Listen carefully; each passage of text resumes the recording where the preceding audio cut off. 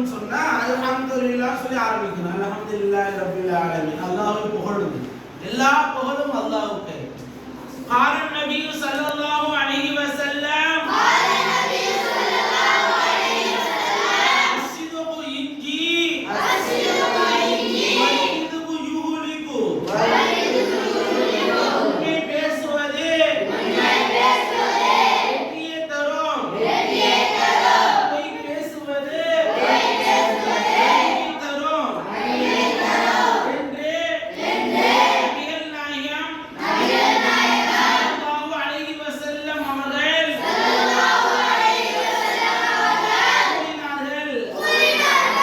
நபி ஸல்லல்லாஹு அலைஹி வஸல்லம்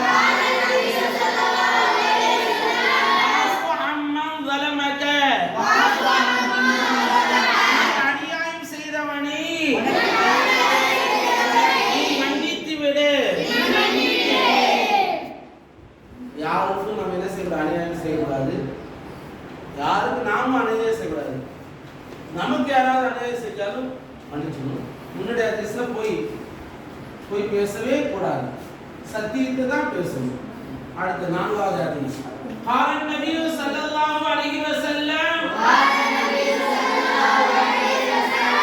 غضب أحدكم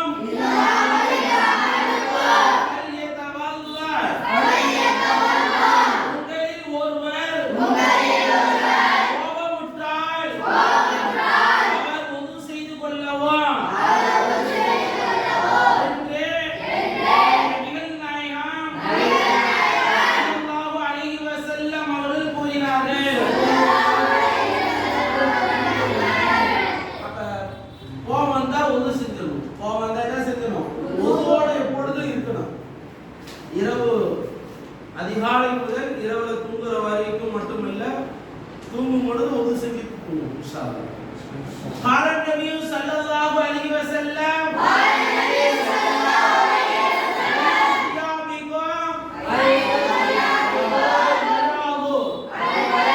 உங்கள் ஆடைகளில் சிறந்தது வெண்ணிற ஆடையாகும் என்று நபி ஸல்லல்லாஹு அலைஹி வஸல்லம் அவர்கள்